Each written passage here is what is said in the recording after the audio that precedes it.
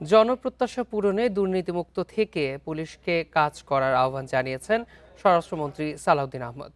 সকালে রাজশাহীর সারদা পুলিশ একাডেমিতে ২৭তম বিসিএস শিক্ষানবিশ সহকারী পুলিশ সুপার ব্যাচের প্রশিক্ষণ সমাপনী কুচকাওয়াজ অনুষ্ঠানে এ আহ্বান জানান।